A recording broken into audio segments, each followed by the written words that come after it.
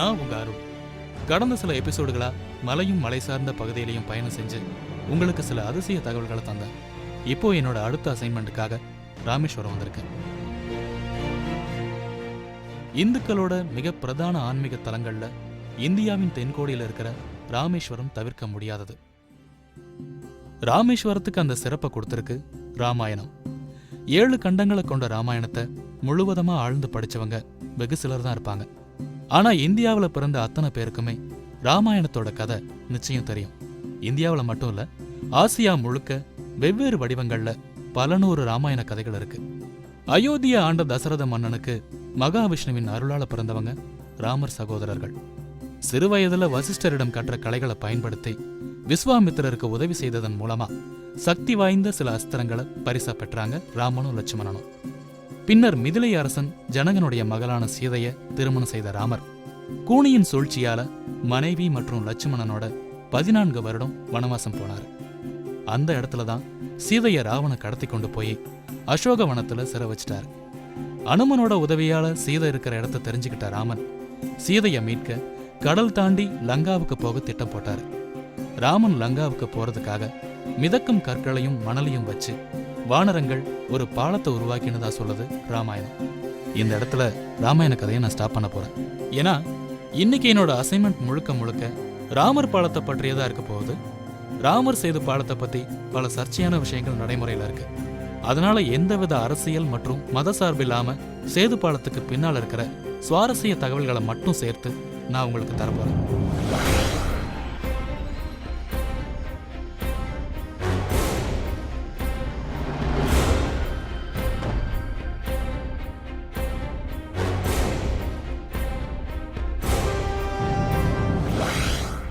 ராமாயணத்துல குறிப்பிடுற ராமர் பாலத்துக்கான ஆதாரமா எல்லாரும் முன்வைக்கிற முதல் விஷயம் மிதக்கும் பாறை. ராமர் பாலம் கட்ட பயன்படுத்தின கற்கள் இன்னைக்கும் ஒரு கோவில்ல இருக்கிறதா நம்பப்படுது. இப்போ நான் அங்கதான் போய்கிட்டு இருக்கேன். வைஷ்ணவ துளசி பாபா மடம். மிதக்கும் கற்கள் பத்தின செய்திய நியூஸ் பேப்பர்லயும் டிவிலையும் பார்த்திருக்கேன். ஆனா இதுவரைக்கும் அந்த கற்களை நான் நேர்ல பார்த்ததில்ல. கோவில் நிர்வாகத்துக்கிட்ட நான் வந்த காரணத்தை சொல்லி என்னை அறிமுகப்படுத்திக்கிட்டேன். குறிப்பிட்ட அந்த கற்கள் மட்டும்தான் தண்ணியில மிதக்கிறதாவும், அதே மாதிரி வடிவத்திலையும் எடையிலையும் உள்ள மற்ற கற்கள் தண்ணியில மூழ்கிடுறதாவும் சொல்லி எனக்கு டெமோ செஞ்சு காட்டினாரு மடத்தை நிர்வகிச்சிட்டு வர மோகன்தாஸ் சாமி. முதல் தடவையா இந்த அதிசயத்தை நேர்ல பார்க்குற எனக்கு வியப்பாதான் இருக்கு. இப்போ இந்த மாதிரி தான் நீங்கள் மக்களுக்கு காட்டிட்டு இருக்கீங்க? இந்த மாதிரி தான் காட்டிட்டு இருக்காங்க. அவங்க பார்த்துட்டு போகிறோம். இவ்வளோ பெரிய வெயிட் மிதக்குது அப்படிங்கிறது அவங்களே ஆச்சரியப்படுறாங்க. இப்போ உள்ள கல் உள்ள போடுறதுமே பார்க்குறாங்க, கண் கூட பார்க்குறாங்க. அதனால் உண்மை அப்படின்னு ஒத்துக்கிறாங்க.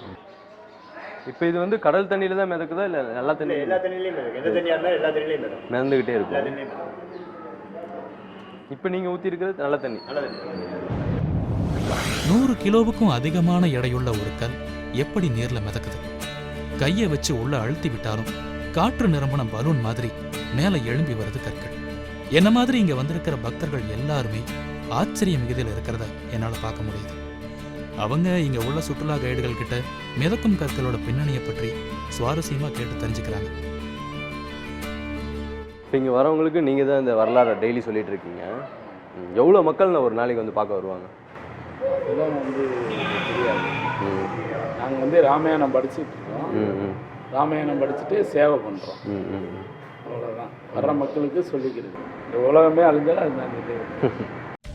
இப்போ துளசி பாபா மடத்துல இருக்கும் மிதக்கும் கற்கள் இதுக்கு முன்னாடி தனுஷ்கோடியில இருந்த துணை மடத்துல பாதுகாத்து வைக்கப்பட்டிருந்துச்சு. 1964 ஏற்பட்ட இயற்கை பேரழிவுனால தனுஷ்கோடி கடலுக்குள்ள போன போது மடத்துல இருந்து வெளியே வந்த கற்கள் கடல்ல மிதக்கிறத சில வடநாட்டு துறவிகள் பார்த்திருக்காங்க. அதிலிருந்து 60 கற்கள் துளசி பாபா மடத்துக்கு கொண்டு வரப்பட்டிருக்கு. மீதமுள்ள பாறைகள் வடநாட்டிற்கு எடுத்து செல்லப்பட்டிருக்கு. இப்போ பூரி ஜெகநாதர் கோவில், குஜராத் மாநிலத்தில் உள்ள துவாரகா கிருஷ்ணர் கோவில் மற்றும் ரிஷிகேஷ், பத்ரிநாத், அலகாபாத், திரிவேணி சங்கமம் போன்ற இடங்கள்ல இருக்கும் மிதக்கும் பாறைகள் தனுஷ்கோடியிலிருந்து கொண்டு செல்லப்பட்டவைதான். புதுச்சேரியில உள்ள அனுமர் கோயில்லையும் இந்த மிதக்கும் பாறைகளை நீங்க பார்க்கலாம். ராமர் காலத்தில் கிடைச்ச ஒரு கல் இப்போ நமக்கு பார்க்குறது எவ்வளோ கொடுத்து வச்சுருக்கணும்? இது வந்து ஒரு புராதன சின்னம். ஆண்டவன் இருக்கிறார் அப்படிங்கிறதுக்காகவும், ராமாயணங்கள்லாம் உண்மை, இதிகாசங்கள், வேதங்கள், வேத புராணம் எல்லாம் உண்மை அப்படிங்கிறதுக்காக உள்ள அடையாள சின்னங்களில் உள்ள ஒரு அடையாள சின்னம், அபூர்வ பொருள். இப்போயும் இந்த கல்லுகள் இருக்கிறது. ஆனால் இப்போ உள்ள கல்லுகள்லாம் இந்த மாதிரி மிதக்கிறது இல்லை. பல வருடங்களா பொதுமக்கள் யாருக்கும் காண்பிக்காம பாதுகாப்பா வச்சிருந்த அதிசய கற்களை சிலரோட வேண்டுதல்களுக்கு இணங்கி கடந்த சில வருடங்களா மக்களோட பார்வைக்காக வெளியில வச்சிருக்காங்க துளசி பாபா மடத்தோட நிர்வாகிகள். சமீப காலமாக வந்து பொதுமக்களும் அதை வந்து பார்த்துட்டு போகிறாங்க. இப்படி ஒரு அபூர்வ பொருள் கிடைக்காது அப்படிங்கிறது, புராதன சின்னம் அப்படிங்கிறதுனாலையும் அதை வந்து பார்த்துட்டு தரிசனம் பண்ணிட்டு போகிறாங்க. கோவில் வளாகத்துக்குள்ள அங்கங்க தொட்டி கட்டி அதுல தண்ணீர் நிரப்பி மிதக்கும் கற்களை போட்டு வச்சிருக்காங்க. குறைந்த எண்ணிக்கையிலான கற்கள் தான் இங்க எஞ்சி இருக்கிறதால அதை பாதுகாத்து வைக்க வேண்டிய கடமை துளசி பாபா மடத்துக்கு இருக்குன்னு சொல்றாரு மோகன்தாஸ் சாமி. நீங்கள் இதை பாதுகாக்கிறத எவ்வளோ புண்ணியமாக நினைக்கிறீங்க? இது என்னுடைய வாழ்க்கையின் பாக்கியமாக நான் நினைக்கிறேன். நமக்கு கிடைச்சது ஒரு பெரிய வரப்பிரசாதம். இதன் மூலமாக வந்து நம்மளுக்கு பகவான் எல்லாமே செய்வார், நம்மளுக்கு மோட்சம் கொடுப்பார் அப்படிங்கிற ஒரு இதோட நாங்கள் பார்த்துருக்கோம். இப்போ இந்த ஒரு கல் ராமாயணத்தை எந்த அளவுக்கு உண்மைன்னு நிரூபிக்குது? 100% உண்மை அப்படின்னு நிரூபிக்கிறதுக்கு இந்த ஒரு கல் ஆதாரமே போதுமானது. ஏன்னா இன்றைக்குள்ள கல்லை வந்து இன்றைக்கி இல்லை, எந்த காலத்துலையும் எந்த சயின்டிஃபிக்னாலையுமே அதை வந்து மிதக்க வைக்க முடியாது. ஒன்று. ரெண்டாவது, இதுக்கு அதுக்கு அவங்க எந்த வித்தியாசமும் கண்டுபிடிக்க முடியல. இது எந்த தண்ணியில் போட்டாலும் எவ்வளோ காலம் போட்டாலும் மிதக்கும். இன்றைக்குள்ள கல் என்ன ஆகும்னா போட்டு ஒரு 1 hour 1/2 hourல மிதந்து அந்த ஈரமான தண்ணி சாப்பிட்டோன்னா உள்ளே போயிடும். ஆனால் இந்த கல்லுகள் அப்படி இல்லை. நான் ஏற்கனவே சொன்ன மாதிரி இலங்கையில சிறைப்பிடித்து வைக்கப்பட்டிருந்த சீதையை மீட்பதற்காக சேது பாலம் எப்படி உருவானதுன்னு ராமாயணத்துல விளக்கமா சொல்லப்பட்டிருக்கு. அதை பத்தியும் நாம கொஞ்சம் விரிவா தெரிஞ்சுக்கிட்டா இனி தொடர்ந்து வரப்போற சுவாரஸ்யங்களை ஆழ்ந்து புரிஞ்சுக்கலாம். சீதை லங்காபுரியில இருக்கிறத அனுமன் மூலமா உறுதி செஞ்சுக்கிறாரு ராமன். கடல் அரசனின் ஆலோசனைப்படி கடல் கடந்து இலங்கைக்கு போக பாலம் கட்டுறதுக்கும் உடனடி திட்டம் வகுக்கப்பட்டுச்சு. அனுமன் உட்பட பெரும் எண்ணிக்கையிலான வானர சேனைகள் பிரம்மாண்ட பாலம் கட்டும் பணியில ஈடுபட்டாங்க. பெரும் பாறைகளும் மரங்களும் கடற்கரைக்கு வந்து சேர்ந்துச்சு. சேது பாலத்தை பத்தி பேசும்போது மறக்க முடியாத கேரக்டர்ஸ் நலன் மற்றும் நிலன். அவங்க 2 பேரும் சிறு குரங்குகளா இருக்கும்போது செஞ்ச சேட்டையை பார்த்து கோபமான முனிவர் ஒருத்தர் நலன் நிலன் 2 பேரும் தண்ணியில தூக்கி போடும் எல்லா பொருட்களும் மிதக்குன்னு சாபம் கொடுத்துட்டார். ராமர் தன்னோட பாலத்தை கட்டுறதுக்கு அந்த முனிவரோட சாபம் பேருதவியா இருந்துச்சு. மற்றவங்க அத்தனை பேரும் கற்களை எடுத்து கொடுக்க அதை நலனும் நிலனும் கடல்ல தூக்கி போட்டாங்க. பல 100 கிலோ கொண்ட பாறைகளும் சாபத்தின் காரணமா நீர்ல முழுகாம மிதந்துச்சு. இப்படித்தான் 3 நாள்ல இலங்கைக்கு போக பாலம் அமைக்கப்பட்டதா சொல்லுது ராமாயணம். அப்போ பயன்படுத்தப்பட்ட அதே மிதக்கும் கற்கள் தான் இப்போ துளசி பாபா மடம் உள்ளிட்ட சில இடங்கள்ல இருக்கிறதா நம்பப்படுது. சில வருடங்களுக்கு முன்னாடி நாசாவை சேர்ந்த விஞ்ஞானிகள் சேது பாலம் பத்தி ஆய்வு செஞ்சிட்டு இருக்கிறதா பரவலா செய்தி வெளியாச்சு. ஆனா அதோட உண்மைத்தன்மை எவ்வளவுன்னு என்னால உறுதியா சொல்ல முடியாது. நாசாவிலிருந்து விஞ்ஞானிகள் ராமேஸ்வரம் வந்திருந்தா அவங்க கண்டிப்பா துளசி பாபா மடத்துக்கு வந்திருக்கணும். அப்படி யாரும் இங்க வந்தாங்களான்னு நான் கேட்ட கேள்விக்கு கொஞ்சமும் தயங்காம ஆமான்னு சொல்லி அந்த நிகழ்வை பத்தி விளக்க ஆரம்பிச்சாரு மோகன்தாஸ் சாமி. நாசாலேருந்து இந்த கோயிலுக்கு வந்திருக்காங்க, இந்த மடத்துக்கு. நாசாலேருந்து இந்த மடத்துக்கு வந்திருக்காங்க. இந்த மடத்துக்கு வந்து இதில் பார்த்து அவங்க அதை ஒத்துக்கிறாம நேரடியாக என்னை கூட்டு கொண்டு போய் தனுஷ்கோடியும் பார்த்து அதுக்கப்புறம் சேதுக்கரையும் கொண்டு போய் சேதுக்கரையில் போய் போட்டில் போய் அந்த இடத்தையும் காமிச்சு அங்கே அந்த மீனவர்களை விட்டு அந்த இடத்துடைய ஆழம் என்ன ஏது அப்படிங்கிறத அவங்க ஆய்வு பண்ணி அப்புறம் அவங்க ஃபோட்டோஸ் எடுத்து அதுக்கப்புறம் இந்த ஆய்வுகள் ஒரு எத்தனை நாள் நடந்துச்சு? இந்த ஆய்வுகள் ஏறத்தாழ ஒரு 12-13 நாளுக்கு நடக்கும். 13 நாள் இங்கேயே தங்கியிருந்து பண்ணாங்க. இங்கேயே தங்கியிருந்து பண்ணாங்க. என்னென்ன மாதிரியான ஆராய்ச்சிகள்லாம்? 4 பேர் அங்கேருந்து வந்தாங்க. நம்மளோட லோக்கல் உள்ளவங்க அவங்க அந்த கல்லை தூக்கி பார்த்தாங்க, வெயிட்டை பார்த்தாங்க, அதனுடைய சுற்றுலாவை பார்த்தாங்க. அதுக்கப்புறம் அங்கே போய் சேதுக்கரில் போய் எடுக்கையில் அதை கொஞ்சம் உடச்சி கேட்டாங்க. அதுக்கப்புறம் மீனவர்களை வச்சு அதை கொஞ்சம் உடச்சி கொடுத்தோம். உடச்ச உடனே அது ஃப்ளோட் ஆனதை பார்த்தாங்க, ஆச்சரியப்பட்டாங்க. அப்போ ஏன் அவ்வளோ பெருசு ஃப்ளோட் ஆகலை அப்படின்னு கேட்டாங்க. அப்போ தான் மேலே பாசம் பிடிச்சி அது பிரேக் ஆகிருக்கு. ஒரு 100 கிலோ மேலே 150 கிலோ வச்சோம்னா உட்காரல. அது மாதிரி தான் அது பல லட்சம் ஆண்டுகள் ஆனதுனால அது பிரேக் ஆகிருக்கு அப்படிங்கிற தெரிஞ்சுக்கிட்டாங்க. அதுக்கப்புறம் அந்த கல் சாம்பிளையும் இப்போ உள்ள கல் சாம்பிளையும் எடுத்துகிட்டு போனாங்க. அதுக்கப்புறம் உங்களை எப்பயாவது தொடர்பு கொண்டாங்களா? அதுக்கப்புறம் ஒரு 1.5 year கழிச்சு அவங்க அந்த ரிப்போர்ட்ஸ் எனக்கு அனுப்பி வச்சாங்க. அது இப்போ உங்கள்கிட்ட அது என்கிட்ட இருக்குது. இப்போ அவங்க அனுப்பி வச்ச ரிப்போர்ட்ஸு சம்மந்தப்பட்ட இதுகள் எல்லாமே நாசா ஃபோட்டோஸ் எல்லாமே இருக்குது. நாசாவிலிருந்து அனுப்புனதா சொல்லி ஒரு ரிப்போர்ட்டை என்கிட்ட காட்டினாரு மோகன்தாஸ் சாமி. அதோட உண்மைத்தன்மையை உறுதி செஞ்சுக்காம என்னால் இந்த ரிப்போர்ட்டை டிவியில் வாசிச்சு காட்ட முடியாது. ஆனால் ஒன்று மட்டும் சொல்லி ஆகணும். எதை பற்றியும் யாரோட விமர்சனங்களை பற்றியும் கவலைப்படாம மடத்தை சேர்ந்த தீவிர ராம பக்தர்கள் இந்த அதிசய கற்களை பாதுகாக்கிறத தங்களோட வாழ்நாள் கடனா நினைச்சு அர்ப்பணிப்போட இதை செஞ்சுட்டு வராங்க. சேதுக்கரையில் அந்த எச்சங்கள் என்னென்ன இருக்கும்? சேதுக்கரில் இப்போயும் நம்ம போய் பார்த்தோம்னா இந்த பாலத்தினுடைய தொடர்ச்சி வந்து ஏறத்தாழ ஒரு 15-20 பாறைகள், அதாவது ஒரு 2 கிலோமீட்டர் அளவுக்கு அந்த பாறைகள், அந்த ஸ்டார்ட் பண்ண இடத்துல போட்ட பாறைகள் இப்போயும் இருக்குது. இப்போயும் இருக்குது. அப்படியே பிரேக் ஆகிருக்குல்ல பார்க்கலாம். அதை நம்ம எடுத்து விட்டோம்னா ஆட்டோமேட்டிக்காக ஃப்ளோட் ஆகிடும். பிரேக் ஆகிருக்குல ஒவ்வொரு மலைகளை வந்து ஒரு 150 அடி நீள அகலத்தில் இருக்கும். சாதாரண சின்ன சின்ன பாறைகள் கிடையாது. அப்போ அதை ஒன்றை நம்ம எடுத்து விட்டாலே ஆட்டோமேட்டிக்காக ஃப்ளோட் ஆகிடும். ராமர் இலங்கைக்கு போக பாலம் அமைச்சதா நம்பப்படும் கடல் பகுதியில பெரும் பகுதி இப்போ இந்திய கடல் எல்லைக்குள்ள தான் இருக்கு. இப்பயும் பாலம் இருந்ததுக்கான தடயங்கள் அங்க இருக்கிறதா சொல்லப்படுறதால நானும் கடலுக்குள்ள போய் எனக்குள்ள இருக்கிற சில சந்தேகங்களை தெளிவுபடுத்திக்க விரும்புறேன். ஆனா கடலுக்குள்ள அவ்வளவு தூரம் போக எனக்கு பர்மிஷன் கிடைக்குமான்னு தெரியல. முயற்சி பண்ணி பார்க்கலாம். இப்போ ஒரு சின்ன பிரேக். இப்போ நம்ம நடந்தே ஸ்ரீலங்கா போகலான்னா இன்னைக்கு முடியுமா?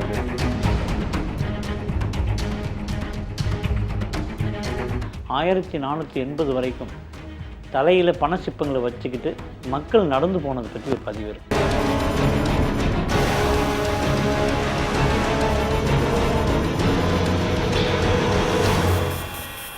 மூன்றாவது கண் இடைவேளைக்கு பின் தொடரும்.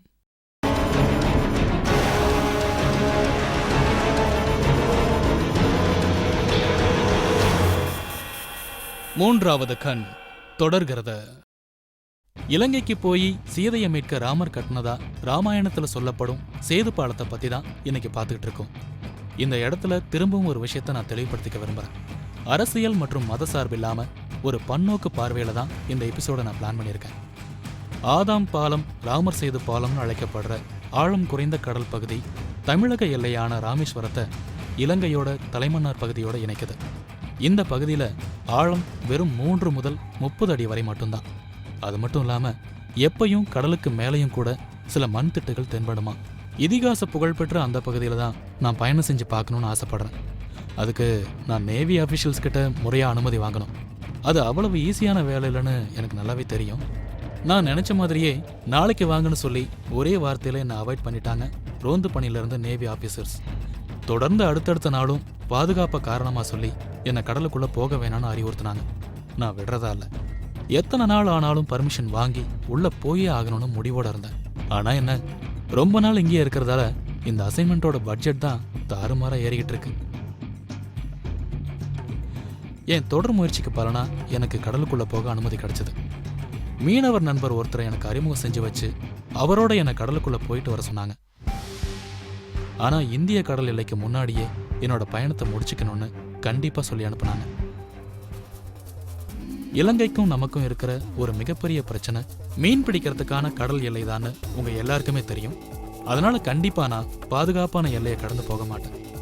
ஒரு இதிகாச முக்கியத்துவம் வாய்ந்த அல்லது இதிகாச முக்கியத்துவம் இருக்கிறதா நம்பப்படுற ஒரு இடத்துல நான் பயணிச்சிட்டு இருக்கிறது எனக்கு பெருமிதத்தை தருது. என்னோட டிராவல் பண்ணிட்டு இருக்கிற மீனவர்கள் தினசரி இந்த கடல்ல பயணம் செஞ்சுட்டு இருக்கிறவங்க. அதனால என்னை சரியான பாதையில துல்லியமா கூட்டிட்டு போனாங்க. சில நிமிஷங்கள்லயே ஒரு மணல் திட்டு தென்பட்டுச்சு. நான் மீனவர்கள்ட்ட விசாரித்த போது அவங்க என்கிட்ட சொன்னாங்க, குறிப்பிட்ட தூரம் நீங்கள் கடலுக்குள்ளே போனீங்கன்னா உங்களால் நிறைய மணல் திட்டுகளாக, மணல் தீவுகளாக பார்க்க முடியும். அதேமாரி என்னை சுற்றி அடுக்கடுக்காக நிறைய மணல் திட்டுகள் தெரியுது. இதிகாச பெருமையை கடந்து இது ஒரு ஆச்சரியமான கடல் பகுதியாக தான் எனக்கு தெரியுது. என் கூட பயணம் செஞ்சிட்டு இருக்கிற மீனவர்களுக்கு ராமாயண கதையும் இந்த பகுதியோட முக்கியத்துவம் பற்றியும் முழுமையாக தெரிஞ்சிருக்கு. அதனால என்னோட ஆர்வத்தை புரிஞ்சுக்கிட்டு தொடர்ந்து என்ன அடுத்தடுத்த திட்டுகளுக்கு வேகமாக கூட்டிட்டு போனாங்க. மத்தியானம் ஒரு 2 மணிக்கு மேலே வெள்ளம் ஏறிடும். வெள்ளம் ஏறினா நீர் அதிகமாகும். அந்த நேரம் இந்த வெள்ளம் தண்ணி நிறைஞ்சு போகும். அப்புறம் வந்து ஒரு 5, 6, 7 மணிக்கு அப்புறம் தண்ணிகள் வடு ஓடிடும். தண்ணிக்கு நீரோட்டங்கள் கம்மியாகிடும். அந்த நேரம் இதே மழை திட்டுகள் ஆகும். ஒரே சீராக இருக்காது. ஒரே இப்போ தண்ணி போகுதுல, தண்ணி போகிற அளவுக்கு இது கூட 3 மடங்கு அதிகமாக தண்ணி ஏறும். வெள்ளம் ஏறும் சார மூட்டிவிடும். ஒரு செகண்ட் ஒரு 1/2 ஹவரில் தண்ணி ஏறிடும். மறுபடியும் 1/2 ஹவரில் இதே நீரோட்டங்களில் போயிடும். ஜஸ்ட் அதே மாதிரி 3 மணி நேரம் நிரந்தரமாக நிற்கும். இங்கே தண்ணி மேலே நிற்கும். இப்போ நம்ம நடந்தே ஸ்ரீலங்கா போகலான்னா இன்னைக்கு முடியுமா? அது நடந்தே போக முடியாது. கொஞ்சம் மணல் மேடு இருக்கும். அப்புறம் நீரோட்டம் நிறைந்த ஒரு கடல் பகுதி இருக்கும். அது நீங்கி போய் அடுத்த மணல் மேடு ஏறிக்கலாம். அப்புறம் நீங்கி போய் அடுத்த மணல் மேடு ஏறிக்கலாம். அப்படி தான் போகணும். அப்படி போயிடலாம். அப்படி போயிடும். இப்போ மணல் திட்டா இருக்கிற இந்த பகுதி எப்பயும் இப்படியே இருக்காது. சில மணி நேரங்களுக்கு ஒரு தடவை கடல் மட்டம் இந்த பகுதியில் ஏறி இறங்குமா. இந்திய கடல் எல்லையில 6 மணல் திட்டுகள் இருக்கிறதாவும் அதுக்கடுத்து உள்ள திட்டுகள் இலங்கை கடல் பகுதிக்கு சொந்தமானதுன்னு சொன்னாங்க என் கூட வந்த மீனவர்கள். அதுலயும் இந்திய கடல் பகுதியில் உள்ள 4வது மணல் திட்டு வரைக்கும் தான் என்னை கூட்டிட்டு போனாங்க. அதுக்கு மேல போறது ஆபத்துன்னு சொல்லி என்னை கரைக்கு திருப்பினாங்க. இவ்வளவு தூரம் இந்த கடல் பகுதியில் பயணம் செஞ்சதே என்னோட அதிர்ஷ்டம் தான். என்னோட இந்த சில நிமிட கடல் பயணத்தை வச்சு சேது பாலத்தை பத்தி எந்த கருத்தையும் நான் சொல்லக்கூடாது. ஏன்னா எனக்கு இந்த விஷயத்துல அனுபவமும் ரொம்ப கம்மி. அதனால வழக்கம் போல அதுக்கான எக்ஸ்பர்ட்டுகளை தேடித்தான் அடுத்தது நான் போக போறேன். இது ராமர் போனதான்றதை விட மக்கள் பயன்பாட்டில் இருந்தான்னு பார்த்தோன்னா மக்கள் பயன்பாட்டில் இருந்து தான் சொல்லலாம். சேதுவில் போனால் இன்னைக்கு நீங்கள் கண்ணால் தரிசனம் பண்ணாங்க. அது ஒரு புனிதமான உணர்வு தான், வார்த்தைகளால் வர்ணிக்க முடியாது.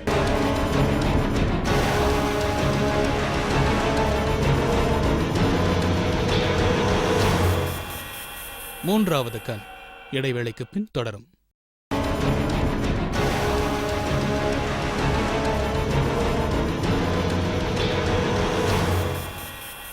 மூன்றாவது கண் தொடர்கிறது. இன்னைக்கு நம்ம பார்த்துக்கிட்டு இருக்கிற ராமர் சேது பாலத்தை பத்தி அரசியல் ரீதியாகவும் மத ரீதியாகவும் நிறைய சர்ச்சைகள் நிலுவையில் இருக்கு. அதனால சேது பாலம் பத்தி கடைசி வரைக்கும் ஒரு தீர்க்கமான முடிவுக்கு வர முடியாதுன்னு தெரிஞ்சுதான் நான் இந்த அசைன்மெண்ட்டை எடுத்தேன். இருந்தாலும் பன்னோக்கு பார்வையோட இந்த எபிசோட முடிவு பண்ணணுங்கிறதால நான் இப்போ 2 எக்ஸ்பர்ட்டை சந்திக்க போறேன். ஒருத்தர் ஒரிசா பாலு, கடல் மற்றும் கடல் சார்ந்த விஷயங்கள் பற்றின ஆய்வுகளுக்காக பல வருடங்களா தன்னை அர்ப்பணிச்சுக்கிட்டவர். இன்னொருத்தர் அர்ஜுன் சம்பத், இந்து மக்கள் கட்சியின் தலைவரான இவர் இந்து மதத்தின் மேலையும் இந்திய புராணங்கள்லையும் அதிக ஆர்வமும் நம்பிக்கையும் கொண்டவர். முதல்ல ஒரிசா பாலுக்கிட்ட ராமர் சேது பாலத்தை பத்தி ஒரு ஆராய்ச்சியாளரா அவர் என்ன நினைக்கிறாருன்னு ஒரு மேலோட்டமான கேள்வியை முன் வச்சேன். ராமர் போன பார்த்தீங்கன்னா, ஏன்னா நானும் கடவுள் நம்பிக்கை உள்ளவன் தான். ஆனால் அந்த வால்மீகி சொன்ன கதையும் தமிழில் சொல்லப்பட்ட கம்பராமாயணம், அப்புறம் இந்தியாவில் இருக்கக்கூடிய ஆயிரக்கணக்கான ராமாயண கதைகள் பார்க்குறப்ப ஒவ்வொரு கதையும் ஒரு இடத்த சொல்லுது. வால்மீகி ராமாயணத்தில் சொல்லக்கூடிய இடம் வந்து இன்றைக்கி நம்ம பார்க்குற இலங்கை கிடையாது. வால்மீகி சொல்ல இடம் வந்து உஜ்ஜயினிக்கு நேர்கீழே, அதாவது 23 டிகிரிக்கு நேர்கீழே இருக்கக்கூடிய நிரக்ஷலங்கா, அக்ஷயலங்கான்னு சொல்லக்கூடியது, மஸ்கரின் ஐலாண்டுன்னு சொல்லுவாங்க, சாயா டி மெல்கான்னு சொல்லுவாங்க. அந்த இடத்துல 40,000 கிலோமீட்டரு நிலப்பரப்பு கடலுக்குள்ளே மூழ்கி இருக்குது, தீவாக மூழ்கி இருக்குது. அதோடைய தொடர்ச்சி தான் சீஷல்ஸ், மடகாஸ்கர் வரிசையே போகுது. அந்த இடங்கள் தான் லங்காபுரி சொல்லக்கூடிய இடமாக இருக்கலாம்னு ஒரு யூகம் இருக்குது. அதே மாதிரி அந்த கதை நடந்ததுல அந்த தென்கோசலை நாடு, நான் அந்த இடத்துல 20 வருஷம் வாழ்ந்தேன், ஒரிசாவில் வாழ்ந்தேன். அதை நேரிலே பார்த்துருக்கேன். அதே மாதிரி அனுமர் வந்து நீங்கள் சொன்ன மாதிரி மகேந்திரகிரிலேருந்து அனுமர் வந்து இலங்கைக்கு போய் உடனே போயிருக்கலாம். இலங்கை வந்து ராமேஸ்வரத்துலேருந்து எவ்வளோ ஒரு 23 கிலோமீட்டர்லேயே நீங்கள் நடந்தே போகக்கூடிய ஒரு பாதையை வந்து அவர் முதல்ல வந்து ரொம்ப தூரம் போய் தான் வானத்தில் பறந்து போய் தான் போயிருக்கார். அப்படி சொல்கிறப்ப உங்களுக்கு நல்லா தெரியும், வானத்தில் பறந்து போகிற தூரம் தான் மாலத்தீவுக்கு தூரம். பின்னாடி வந்து இந்த 2500 வருட வரலாறில் இந்த இலங்கை மிக பக்கத்தில் இருக்கிறதாலையும் இந்த ராமேஸ்வரம் தனியாக இருக்கிறதாலையும் வந்து அந்த ஒரு நம்பிக்கை நமக்கு படிப்படியாக ஏற்படும். வால்மீகியோட ராமாயணத்தில் குறிப்பிடப்படுற லங்காபுரி பக்கத்து நாடான ஸ்ரீலங்கா இல்லைன்னும் அது மாலத்தீவு பக்கத்தில் இருக்கிற அக்ஷய லங்கான்னு சொல்றாரு ஒரிசா பாலு. ஆனா ராமேஸ்வரத்திலிருந்து தலைமன்னாருக்கு தரைவழி பாதை இருந்ததை அவரும் நம்புறாரு. அதுக்கான தரவுகளையும் தான் ஆராய்ச்சி செஞ்சதா சொல்றாரு. ராமர் திட்டுன்னு சொல்லக்கூடிய நீங்கள் சொல்லக்கூடிய அந்த மணல் மேட்டில் 1480 வரைக்கும் தலையில் பணச்சிப்பங்களை வச்சுக்கிட்டு மக்கள் நடந்து போனதை பற்றி ஒரு பதிவு இருக்குது. இது வந்து அந்த பாதையை பயன்படுத்தியிருக்காங்கன்னு ஒரு பதிவு இருக்குது. பின்னாடி ஆங்கிலேய காலத்துலேயும் இவங்க வந்து தோணி அந்த ஸ்டீமர்லாம் விட்டப்போ கூட 6.5 மணி நேரத்தில் போயிட்டாங்க. இது ராமர் போனதான்றதை விட அது மக்கள் பயன்பாட்டில் இருந்தான்னு பார்த்தோன்னா மக்கள் பயன்பாட்டில் இருந்து தான் சொல்லலாம். நாசா வந்து அவங்களோட ஆய்வை இங்கே வந்து பண்ணாங்களா, இல்லை அவங்க சேட்டலைட் மூலியமாகவே இதை பற்றி ஆய்வுகள் நடத்தினாங்க? இல்லை, நாசா வந்து முழுக்க சேட்டலைட் இமேஜரி, அதாவது என்ன பண்ணாங்கன்னா 67லேருந்து இந்த பூமியை வந்து சேட்டலைட் மூலமாக எடுக்கிறாங்க. செய்மதி சொல்லக்கூடிய செயற்கைக்கோள் மூலம் பதிவு பண்ணுறாங்க. இது வந்து 2004 அவங்க வெளியிட்ட இந்த இந்தியா இலங்கை அந்த இடைப்பட்ட பகுதியை எடுத்த பாதையை தான் 1,75,000 வருஷம் சொன்னதை நம்முடைய இந்திய நாட்டை சார்ந்தவர்கள் தான் இதுக்கு ராமர் பாலம்னு பேர் வச்சாங்க. ஒரிசா பாலு பல வருடங்களா கடல் ஆராய்ச்சிகளில் ஈடுபட்டு வரதால மிதக்கும் பாறைகள் பற்றியும் அவர்கிட்ட அறிவியல் ரீதியான விளக்கத்தை கேட்டே ஆகணும். ஏன்னா அது என் கண்ணால் நானே பார்த்து ஆச்சரியப்பட்ட விஷயம். எல்லா பகுதியில் இருக்க கோரல் ட்ரிப்ஸ் வந்து மிதக்குமா, இல்லை அந்த பகுதியில் இருக்கிற கோரல் ட்ரிப்ஸ் தான் மிதக்குதா? இல்லை, எல்லாமே ப்ளீச்சானா மிதக்கும். லக்ஷதீவாக இருந்தாலும் சரி, அந்தமானாக இருந்தாலும் சரி, ஒரு பவளப்பாறை இருந்துருச்சுன்னா, பவளப்பூச்சிகள் கொண்ட அந்த அடுக்கு கூட்டம் இருந்துச்சுன்னா அது நிச்சயம் மிதக்க தான் செய்யும். ஓவரால் உலகத்தில் எல்லா இடத்துலையுமே, ஆஸ்திரேலியாலேயும் மிதக்குது, ஆப்பிரிக்காலையும் மிதக்குது. எங்கெங்கே வந்து பவளப்பாறைகள் இருந்ததோ அந்த பவளப்பாறைகள் மிதக்குது. ஆமாம், நேச்சர் அதுதான். ஒரிசா பாலுவை தொடர்ந்து இந்து மத ஆர்வலரான அர்ஜுன் சம்பத் கிட்ட ராமர் சேது பாலம் பத்தின அவரோட பார்வையை கேட்டு தெரிஞ்சுக்க போறேன். ராமர் கோவில் இல்லாத இடம் இந்த தமிழகத்திலே இல்லை. எங்கள் ஆழ்வார்களும் 12 ஆழ்வார்களும் மிக அற்புதமாக ராமனை தமிழ் வேதம் என்று சொல்லக்கூடிய 4000 திவ்ய பிரபந்தம், இவற்றிலெல்லாம் ராமனுடைய பெருமைகள் வெகு சிறப்பாக சொல்லப்பட்டிருக்கின்றன. ராமர் நடந்த பாதை, ராமர் பூஜை செய்த இடம், ராமர் பாதம் பதிந்த இடம், ஒவ்வொரு இடத்துலையும் எந்த கோயிலுடைய வரலாறை நீங்கள் எடுத்தாலும் அந்த வரலாற்றிலே அது ராமாயணத்தோடு தொடர்புடைய கோவில் அப்படின்னு எப்படி தெரிஞ்சுக்கலாம்? ராமாயணத்தோட தொடர்புடைய கோயில்னா முன்னாடி ஆஞ்சநேயர் இருப்பார், ராமாயணத்துக்கு முந்தைய கோயில்னா முன்னாடி கருடர் இருப்பார், விஷ்ணுவுக்கு முன்னாடி. ஆகவேதான் ஆஞ்சநேயரை சிறிய திருவடி என்றும் கருடாழ்வாரை பெரிய திருவடி என்றும் சொல்லுவார்கள். ஆகவே ராமர் பாலம் என்பது சத்தியம், ராமர் பாலம் என்பது அது திராவிட கலைக்கு சான்று. சேதுவை போனால் இன்னைக்கு நீங்க கண்ணால தரிசனம் பண்ணலாம். நீங்க படகுல போனீங்கன்னா சில நேரங்களில் இந்த அமாவாசை பௌர்ணமி மாதிரி நேரங்களில் தண்ணி மேலையும் கீழையும் ஏற்ற இறக்கம் இருக்கும். இடுப்பளவு தண்ணியிலலாம் நம்ம இறங்கி நிற்கலாம். அதெல்லாம் நீங்கள் அங்கே பார்க்க முடியும். நீங்கள் தனுஷ்கோடியில், இந்த ராமசேது கரையில் இதெல்லாம் பார்க்க முடியும். ஆகவே அது ஒரு புனிதமான உணர்வு தானே, வார்த்தைகளால் வர்ணிக்க முடியாது தானே. ராமர் மேலையும் ராமாயணத்து மேலையும் தான் வச்சிருக்கிற அளவு கடந்த நம்பிக்கையால ராமர் சேது பாலம் ராமரால கட்டப்பட்டதுங்கிற ஸ்டேட்மெண்ட்ல உறுதியா இருக்காரு அர்ஜுன் சம்பத். மேற்கொண்டு அதை ஆராய்ச்சி பாதையில எடுத்துட்டு போறதுல கூட அவருக்கு விருப்பம் இல்லை. சேது என்பது அதனுடைய பெயர், உண்மையான பெயர் நலசேது. நலம்தான் சீஃப் இன்ஜினியர். ராமர் ஒரு இடத்துல ஒரு அணை கட்டுவதற்கு முன்னாடி சர்வே பண்ணணும். அவர் போய் நின்று பார்த்த இடம் தான் இன்னைக்கும் ராமர் பாதம் இருக்கு. எல்லாத்தையும் உட்கார வச்சு ஆலோசனை பண்றாரு. அப்படி ஆலோசனை பண்ணுகிற பொழுது அங்கே இருக்கக்கூடிய பறவைகளுடைய கீச் கீச் என்று சத்தம் ஆலோசனை பண்ண முடியல. ராமர் திரும்பி சொல்லுகிறார், இன்றிலிருந்து இந்த இடத்திலே பறவைகள் சத்தமிடக்கூடாது. இன்றைய நாள் வரை அந்த இடத்திலே பறவைகளின் சத்தம் இல்லை. இது தெய்வ செயல், இன்றைய வரைக்கும் இல்லை. ஏறக்குறைய இந்து மதத்து மேல அதிக பற்று கொண்ட அத்தனை பேருமே இதே நிலைப்பாட்டில் தான் இருக்காங்க. ஆனா ஒரிசா பாலு மாதிரியான ஆய்வாளர்கள் ராமேஸ்வரம் தொடங்கி தலைமன்னார் வரைக்கும் உள்ள கடல் பகுதியை நவீன கருவிகள் உதவியோட ஆராய்ச்சிகளுக்கு உட்படுத்தினா இன்னும் நிறைய அரிய தகவல்கள் நமக்கு கிடைக்க வாய்ப்பு இருக்கிறதா சொல்றாங்க. தொல்லியல் அடிப்படையில் இது வரைக்கும் முழுமையாக ஆய்வு செய்யப்படலை. ஒரு ஜியாலஜிக்கல், ஒரு ஆந்த்ரோபாலஜி, ஆர்கியாலஜி, லிட்ரேச்சர், அந்த மாதிரி ஒரு பல துறைகள், அதாவது குறிப்பாக செடிமெண்டேஷன் சொல்லக்கூடியது, பெட்ராலஜின்னு சொல்லக்கூடிய பல துறைகளை ஒருங்கிணைச்சி அந்த பகுதியில் இன்னைய வரைக்கும் முழுமையாக ஆய்வு செய்யப்படலை. பண்ணாங்கன்னா அந்த பகுதி எந்த அளவுக்கு அதோடைய உண்மையான அந்த பிரிவு எப்போ நடந்தது, இந்த மணல் திட்டுடைய காலம் என்ன, அதை இன்னும் ஆய்வே செய்யலை அந்த இடத்துல. கிட்டத்தட்ட ஒரு வாரம் இந்த ஒரு அசைன்மெண்ட்டுக்காக நான் செலவழிச்சிருக்கேன். இப்போதைக்கு கொஞ்சம் ரெஸ்ட் எடுத்துட்டு திரும்பவும் அடுத்த எபிசோட்ல நான் உங்களை சந்திக்கிறேன். குட் நைட் அண்ட் பாய். 3வது கண் நிகழ்ச்சிக்கு பொருத்தமான சம்பவங்களோ செய்திகளோ மனிதர்களோ உங்களோட ஊர்ல இருந்தா தவறாம திரையில வர அட்ரஸ் மூலமா எங்களுக்கு உடனே தெரியப்படுத்துங்க. வேந்தர் டிவி எண் 35, 3வது பிரதான சாலை, கலைமகள் நகர், ஈக்காட்டு தாங்கல், சென்னை 32. உங்கள் மனைவி வந்து என்னைக்காவது நீங்கள் குடிக்கிறப்ப உங்களை ரொம்ப அசிங்கப்படுத்தி ரொம்ப பேசியிருக்காங்க. போடா வாடா கெட்ட வார்த்தைலாம் சொல்லி திட்டுவாங்க. இன்றைய தேதியிலிருந்து 6 மாதத்துக்கு குடிக்கிற இடத்தையும் கொடுக்கக்கூடாது. இந்த பூமணி சத்தியம் அடிக்கல கொடுத்தாங்க.